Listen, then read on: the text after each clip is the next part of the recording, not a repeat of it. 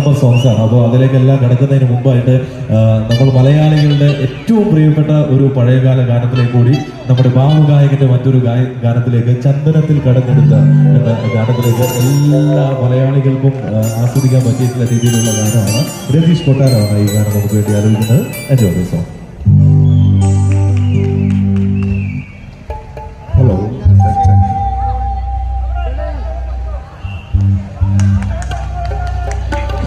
ഭാവഗായകൻ ജയേട്ടൻ്റെ ഒരു പ്രധാനപ്പെട്ട ഒരു ഹിറ്റാണല്ലോ.